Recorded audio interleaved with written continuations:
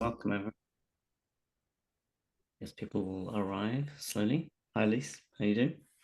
Hi, Carl. How you doing? All right. We might be a few less today because I sent the thing out. Normally, when I'm in the UK, I send it out on a Friday, and it's like then they got the rest of the day in America to see things. But I'm now in Las Vegas, and therefore I sent it out late at night. Hi, Melanie. Hi there. All right. And they're just coming in. I figured out this sunset look wherever I am in the world. Hi, Evan. Hello. Hi, Maurice. How you doing? Okay. All right. So most of you have been to this before, or whatever. The basic premise is that the idea here is that there's this methodology that I'm developing called developmental mastery. And the premise is that on this 30-year journey I've been on, that there isn't a one size fits all when it comes to change. And lots of different modalities, different methodologies, different processes, and many people kind of specialize in one. What I'm finding is a judicious use of a few different methodologies, depending on where people are, maybe even within, not even over a period of time, but even within one piece of change work. We're really looking at what is the most effective shift or change that can happen in a particular moment that the neurology, nervous system, consciousness will elegantly accept, right? So there's not forcing or pushing or trying to yang our way through change, which for many people doesn't seem to work too well. Sometimes we need to lean against the edge of where we are to find out that we can go further than we thought. But in most circumstances, what I'm finding is people have already done that to themselves, right? And it hasn't worked. All right, so here are just kind of a range of methodologies, not limited to. I need to change this. I'm on Substack at the moment, and one of the guys there, his handle is "The Shy Guy Meets the Buddha," and he said, "I looked at some of your stuff, and I think you're some kind of success coach." And I thought, "Oh God, I need to change this. I need to get rid of this." Success matrix. That was from a marketing person. Anyway, whole bunch of different methodologies or kind of mindsets, frameworks, perspectives. One is adult stage development, the idea that children develop through stages, but this continues throughout life into more complex thinking and then more into subtle energies and more into causal and non-dual realizations. So a whole kind of progression of maps and models that people have come to, Ken Wilber, Terry O'Fallon, Robert Keegan, amongst others, Suzanne Cook-Reuter. There is an empirical description of the fact that when you ask people questions, their meaning making throughout life seems to change and through their development seems to change in a fairly predictable way. But of course, we're not limited to any particular map. Of course, relating to others, critical as human beings, and to become this kind of more evolving self. So self-recursive, self-evolution continuing. Emotional regulation, emotional strategies. These are somatic practices to downregulate the reaction or the response to what we're experiencing in any particular moment. In the early stages, people think this is just about getting rid of negative emotions, but it really isn't. It's about reducing the aversion or the resistance to all emotions so we can have our experience, right? And also to downregulate very strong polarities. When we're really strongly wanting one side of a polarity, I really want this interview to go well and I don't want it to be a disaster, that kind of opposite. This is an extreme kind of description of attachment. So finding this equanimity, we can still have preferences, but we're not binding our energy to planning to suffer. Let's just call it that, right? All right, so tools to know oneself, authentically know oneself. This is the idea in Berkeley Psychic Institute, other energy practices, that we have something called our own energy. And rather than thinking that as esoteric or strange, we can think of it as moments and times in our life when we're just ourselves, when we don't feel pushed or pulled around too much, and we're free to make choices, right? Rather than feeling internally coerced into a decision in order to avoid a negative feeling or to try and attain a positive one, right? transgenerational archetypes and family systems. I work a lot with coaches who want to grow their businesses, develop themselves in the world, and very often patterns and assumptions about who we needed to be for others comes up, and that we don't, given our age here, we don't have to do that anymore. And how do we decouple from transgenerational family archetypes without this sense of we're going to lose membership, that we're going to lose connection? And this is about adding multiple ways of connecting. So a child will just have a black and white, if I conform, then I'm accepted, right? Rather than there are multiple ways in which we can feel connected to others.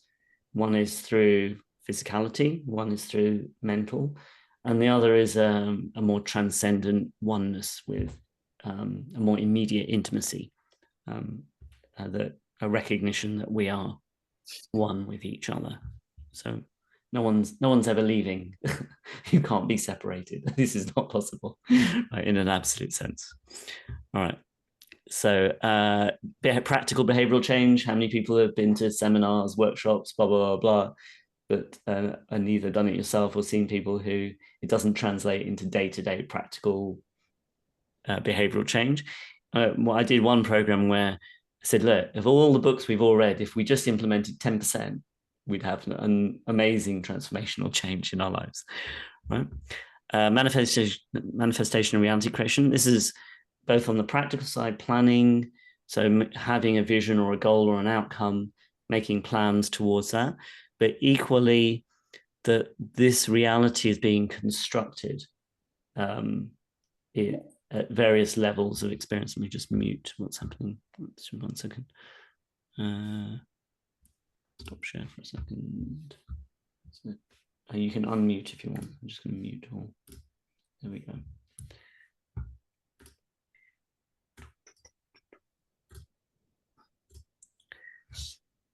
That you might consider from another frame. Let's leave Buddhism aside for a second. I was listening to the Zen thing yesterday that says you have no soul, there's no such thing, it's just the aggregates. But if you can think of another metaphor, might be that the soul is the part of you, the intrinsic intelligence that's rendering the next experiences that you're having in life.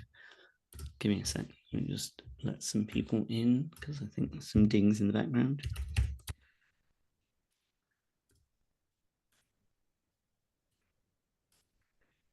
So I'm very much about having multiple perspectives and different lenses, so we don't get stuck in any particular ideology of what reality, quote unquote, is. I don't think anyone knows in an absolute sense. We all have our idea about it. Years ago, I was with a trainer, and he was with John of God in Brazil, and he was just hanging out. And just do this close. Okay. And he asked internally, is this world a school, that we learn lessons when we graduate?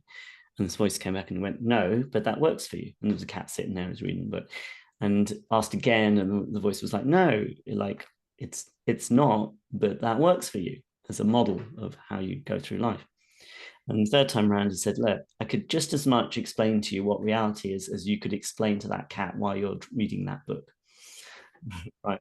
So leaving room for the mystery and that we don't know is wonderful, because it means that through our lives, we can construct and put reality back together again in myriad ways. There's 8 billion people on this planet. Someone said to me yesterday, 7 billion. And I think it was 7 billion when we were growing up. It's now 8 billion. That's a lot of people. All right. So that is about kind of something strange or mystical starts to happen in terms of magical things showing up in our lives when we have a certain sense of kind of pinging the world and it coming back. On a very different frame, because we don't want to rely on that, if you have internal congruence and harmony around any goal or outcome you want to achieve, then you end up taking those actions. Most of the time it's that. The world is full of opportunity, right? And one of the reasons I do this inner entrepreneur program is because it's realizing that actually there are very few actual limits in the world compared to what we think are there, right? Hence people achieving radically different things. And that doesn't mean we don't all have our own karma and things to work through. And then some kind of regular awakening practice. So moving beyond form and into the formless or emptiness, slightly different descriptions in Buddhism, but there's some way to wake up to who we are that's beyond what we're perceiving, right? So who is the perceiver, the one that's looking through these eyes that you're there right now, has been looking through those eyes since you were born, but your body's changed, your mind's changed, your thoughts have changed, your ideas have changed. Hi, Mubarak. Everything else has changed, but there's some kind of essence of awakeness or consciousness that's allowing you to perceive all of this experience. You could say that's more you than all the stuff that comes and goes. All right, so a little intro for those who haven't been here from before or haven't seen before. So the way we do this is just let's have a check-in, and the check-in is very open-ended. It's really just bring whatever you want to say. You can either share what's going on for you right now, anything you want to kind of explore or work on using these principles. The attitude is not what therapeutic results happen, but the frame is not therapy or coaching. The frame is more exploration of how we put our realities together, creativity, play, right? And we can find out what our neurology and our nervous system is capable of in terms of change, evolution, and growth. So with that in mind, we'll go through the standard ritual of me saying, who wants to go first? And everyone just sitting quietly and going, don't look at me. Don't look at me. Apart from Elise. All right. Was that Melanie? Put your hand up. All right. Playing with that sense of creativity and the opportunity to affect my own frame of existence. And I was making a list yesterday of different systems that I would love to adjust in my life. And as you had suggested, Anand, I asked myself about the first one, how, if I had this system in place, how would it make me feel? How just, wouldn't it be nice to, and why would it be nice to? And as soon as I got into the sense of just the feeling state of it, it was remarkably expansive and positive. And the rest of the day, I was just in this extremely open, and there was lots of stuff going around me at work and things that I would normally probably focus on and not enjoy my now. But in this case, I was able to just stay in this expansive state. So I'm really enjoying that. That's very nice. And in the old days of NLP, they used to have there's two tracks. One is, and I'm not wedded to any particular model or philosophy. I think it's just pragmatism, what works. And they had what's in your model of the world and what's outside your model of the world. So very much when people are what's inside where they are, the question is what stops you. If they're trying to achieve something, what stops you? But sometimes that can get people in a loop. And a better question is, if we forget all that for a second, what would happen if you did? Working outside of the current model. So rather than trying to fix or solve anything, is like just bootstrapping into existence. Well, what would I like to have happen? Right. And going straight to that, which is the premise of positive psychology rather than conventional psychology was historically, how can we suffer less or suffer more skillfully? And the positive psychology seems to be a completely different set of neurology and triggering new states, serotonin, oxytocin, brain chemistry that moves us into positive states, and that you can treat it as a skill. Someone said to me once, when you get a new phone number, how much time do you spend unlearning the old one? Right? You just don't. You kind of it's still there, but you kind of, and sometimes our challenges and problems can fade when we're not giving them energy. Sometimes we need to attend to them because they keep annoying us, right? So do you have all the different possibilities of what to do? And it sounds like, Melanie, you found that bootstrapping into the future worked really well. All right. Very Thank cool. you. All right. Thanks. All right. Who's next? Yes, Elise. Okay. How you doing? Good, good. So what's coming up for me is maybe everyone can relate to this. So I just had a visit from a close loved one. I was very excited about it. I had a great visit and they went home. So I've been feeling really sad. And so I've been thinking about like it's sort of the cup half full idea. Should I be happy that I got to have this wonderful visit or feel really sad that this loved one is now in a different state? Yeah. Why not have both? Yeah, I guess so, but I think what I'm struggling with is I think when I was growing up, sadness wasn't really allowed in our family. Like it was like pull yourself up by your bootstraps, very American Yankee kind of mentality. So sadness, like nobody ever cried and nobody got sad. So I'm having a hard time like shaking it and having both and like I don't really know what to do with it. Yeah. And so like if I feel kind of teary, which is so weird because I never cry and I would never get teary like all by myself. So I guess that's it. That's my issue. Yeah, I think I know the problem here. I think there's a diagnosis for this, which is that you're human. Yeah, Right? I guess. I think we figured it out. Okay. I guess so. And it's like, why can't I just, but sometimes I can feel sad. Yeah. Like if I'm watching a movie or something happens to a neighbor or something, I can feel genuinely appropriately sad and like move through it, feel it in my body, like just kind of breathe through it. I know it's a healthy emotion. But for some reason, I feel kind of stuck Got it.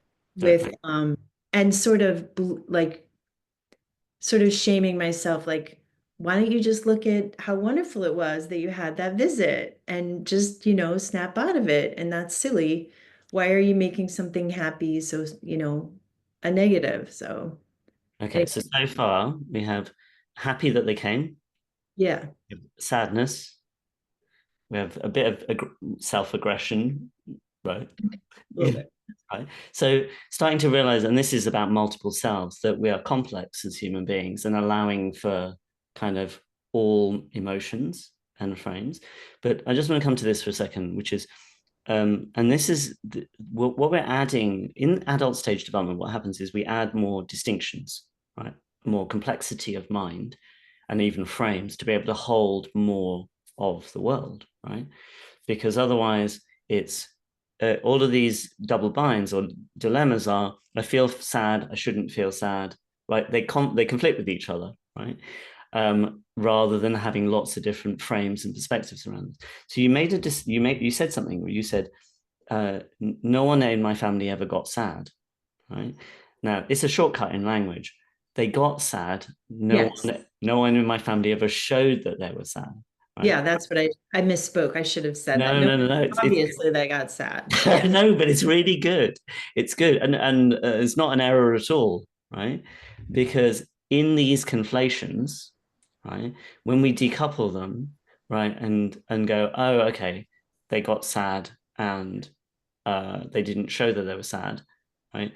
Then the issue is not whether you're sad or not. It's how do you feel about showing it or not, right? So just close your eyes for a moment and just tune in. And we started at the beginning with who did you have to be for other people, right?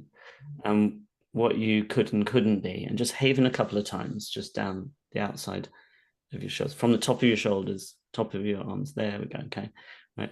And what we're doing is that anytime a defensive physiological reaction comes up to hold back an emotion, feeling, response, is that safely in this moment, down regulating the response allows your nervous system, your neurology to relax in this moment, and see if you can allow in a little bit of the, oh, I totally see, right? This is the witnessing.